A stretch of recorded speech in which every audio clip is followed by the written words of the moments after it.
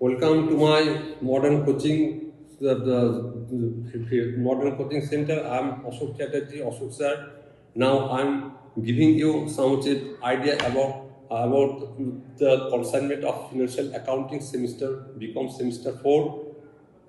আমি আগের যে ভিডিওটায় একটা প্রিলিমিনারি আইডিয়া দিয়ে দিয়েছি কনসাইনমেন্ট অ্যাকাউন্টটা কি, কনসাইনমেন্ট অ্যাকাউন্ট কারা তৈরি করে, কনসাইনমেন্ট অ্যাকাউন্টে বিভিন্ন যে আইটেম আছে সেই আইটেম সম্পর্কে আগের ভিডিওতে আমি উল্লেখ করে দিয়েছি। এখন যেটা একটা ইমাজিনারি ছক আমি দিয়ে দিচ্ছি, ইমাজিনারি ছকটা তোমরা যদি মনে রাখো কী কী আইটেম এখানে আসে তাহলে তোমাদের অনেক সুবিধা হবে কনসাইনমেন্ট অ্যাকাউন্ট করবার সময়। I am discussing about this is a consignment account. I have already given some of the imaginary item or the preliminary knowledge in the previous videos. Now I am giving, and I have drawn here imaginary items of imaginary accounts of consignment account. If you have any doubt or if you have any problem, please contact directly to my coaching on my phone number, and I will help you about these chapters. যদি তোমাদের কোনো অসুবিধা হয়, বুঝতে কোনো অসুবিধা হয়, direct আমাকে ফোন করতে পারো, ডিরেক্ট আমি এখানে সলভ করে দিতে পারি। ঠিক আছে, তাহলে কী কী আইটেম আছে আমি একটা কাল্পনিক যে একটা ছকের মাধ্যমে তোমাদেরকে দেখিয়ে দিয়েছি। এই জিনিসটা তোমরা ভালো করে লক্ষ্য করো। এই এখানে যে আইটেমগুলো আছে সেই আইটেমগুলো সব আইটেমগুলোর মধ্যে থাকবে না হয়তো, কিন্তু বেশিরভাগ আইটেম যে আইটেমগুলো জেনারেলি থাকে সেই আইটেমগুলো আমি এখানটায় উল্লেখ করে দিয়েছি। তোমরা এই আইটেমগুলো লক্ষ্য করো। দেখো, আমি বলেছি যে কনসাইনমেন্ট অ্যাকাউন্টের দুটো পক্ষ থাকে, একটা হচ্ছে কনসাইনার, একটা কনসাইনি। কনসাইনার হচ্ছে গুডসটা পাঠাবে কাকে, কনসাইনি কি। যখন একে at the end of the consignment তখন কনসাইনার একটা হিসাব করবে। যখন কনসাইনার হিসাব করবে তখন নিজের হিসাব, অর্থাৎ নিজে যা খরচা করেছে, নিজের গুডসের ভ্যালু প্লাস কনসাইনি যা খরচা করেছে টোটাল যে ভ্যালুটাই সে কনসাইনমেন্ট অ্যাকাউন্টে নিয়ে এসে সে হিসাব করবে।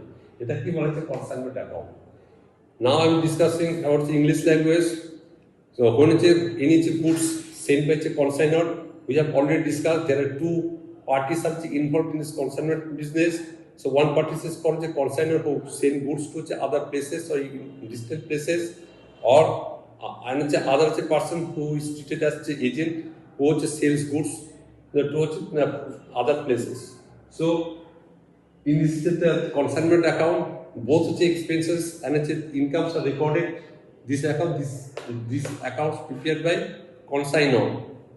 Okay, so the items which are recorded in this consignment account are this.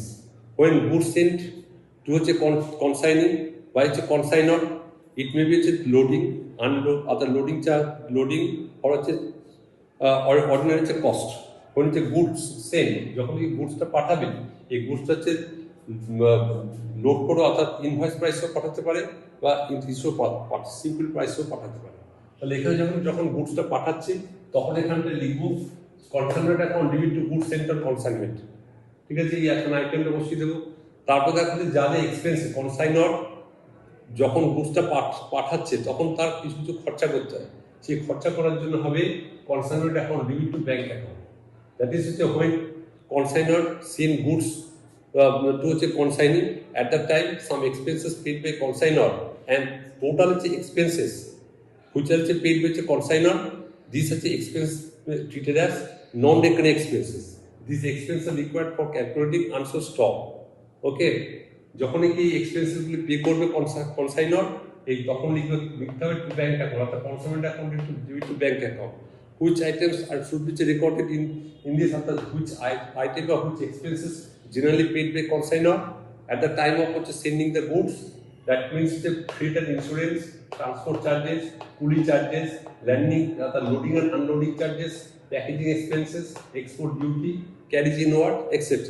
So this total expenses is called non-recurring expenses. These expenses are required for calculating unsold stock. We have already discussed in previous videos.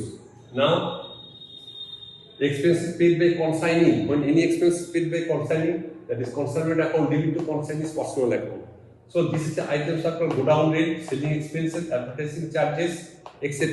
And he may also paid as the non-recurring expenses. So I have already discussed here which items are to be non-recurring expenses and recurring expenses.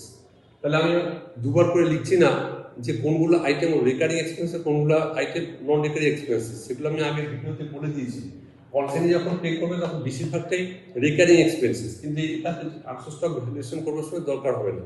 কিন্তু অনেক সময় কয়েকটা item দেওয়া থাকে যেটা consignee নন recurring expenses রয়েছে, কিন্তু সেই আইটেমটাই শুধুমাত্র নিয়ে আসা হয়। তাহলে বেশিরভাগ আইটেমটা হচ্ছে নন রেকারিং এক্সপেন্সেস, এটা আনসোল স্টক ভ্যালুয়েশন করবার সময় দরকার পড়ে থাকবে। এবং কনসাইনি যখন পে করবে তখন বেশিরভাগ আইটেম হচ্ছে রেকারিং এক্সপেন্স, এটা হচ্ছে আনসোল স্টক ভ্যালুয়েশন করবার সময় দরকার পড়ে না। ঠিক আছে, এটা মনে রাখবে।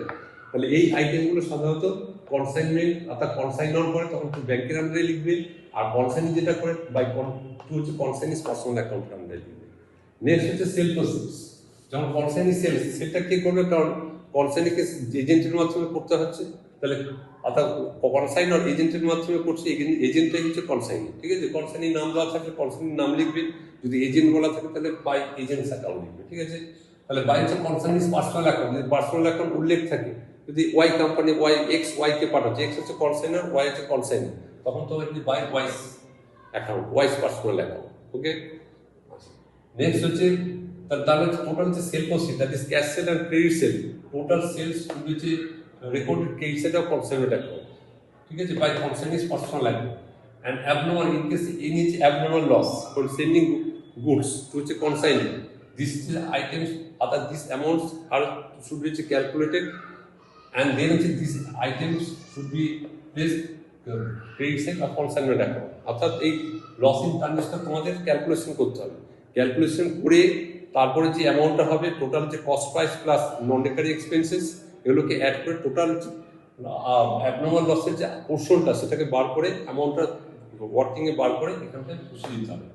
নেক্সট হচ্ছে যদি কোনো আনসোল স্টক থাকে, অর্থাৎ তোমাকে 100টা আইটেম পাঠিয়েছে, দেখা গেল যে 80টা আইটেম বিক্রি করেছো, তাহলে 20টা আইটেম হচ্ছে আনসোল, এই 20টা আইটেমের আনসোল স্টকটা ভ্যালুয়েশনটা ওয়ার্কিংয়ে করে তারপর তোমাকে এখানটায় বসিয়ে দিতে হবে।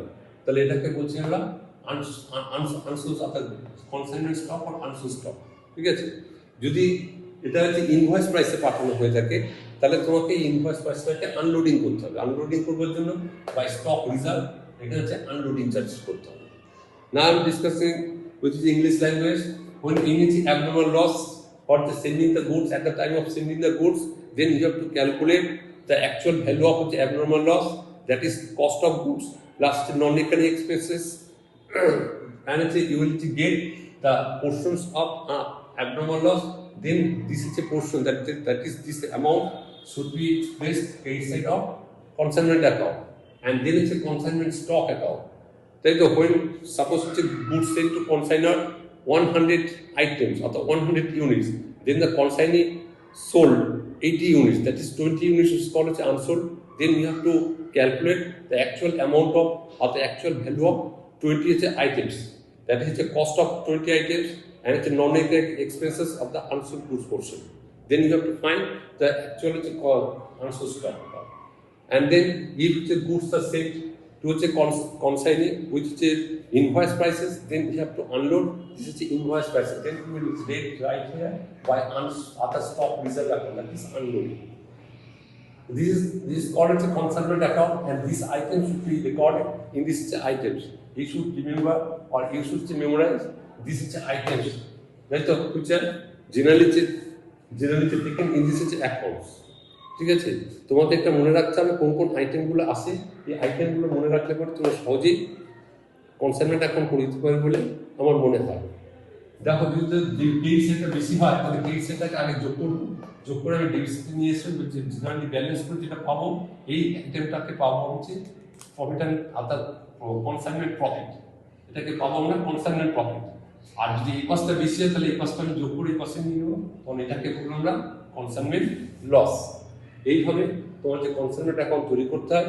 এছাড়া আরও তোমাকে করতে হবে কনসাইনিস পার্সোনাল অ্যাকাউন্ট করতে হবে, কিছুই না, যেগুলো ক্রেডিট সাইড আছে সেটা ডেবিট সাইডে চলে আসবে, আর ডেবিট সাইডে কনসাইনি নামে যেগুলো আছে সেগুলো ক্রেডিট সাইডে, শুধুমাত্র কনসাইনমেন্ট আইটেমগুলোই কনসাইনিস পার্সোনাল অ্যাকাউন্টে আসে। ঠিক আছে, তারপর তোমাকে লস ইন ট্রানজিট অ্যাকাউন্ট করে দিতে পারে, তখন তোমার যে লস ইন ট্রানজিট বলে একটা ঘর টানবে, এখানে লিখছে বাই অ্যাবনর্মাল লস বা লস ইন ট্রানজিট অ্যাকাউন্ট, তো লস ইন ট্রানজিটে ঘরে লিখে দেবে টু কনসাইনমেন্ট অ্যাকাউন্ট বলে ব্যালেন্সটা প্রফিট অ্যান্ড লসে ট্রান্সফার করে দেবে। যদি কোনো ইন্স্যুরেন্স ক্লেম পাই সে ক্রেডিট সাইডে লিখে দেবে বাই ব্যাঙ্ক অ্যাকাউন্ট, বাকিটা ব্যালেন্সটা ট্রান্সফার করে দেবে প্রফিট অ্যান্ড লসে। ঠিক আছে, এগুলো হচ্ছে তোমাকে করতে হবে। মেইন যে অ্যাকাউন্টটা করতে হবে কনসাইনমেন্ট অ্যাকাউন্ট, এই কনসাইনমেন্ট অ্যাকাউন্টের এই ছকটা আমি দিয়ে দিলাম, যেটা তোমরা ভালো করে মনে রাখবে, তাহলে যে কোনো কনসাইনমেন্ট অ্যাকাউন্ট খুব সহজেই তোমরা সলভ করতে পারবে। Thank you.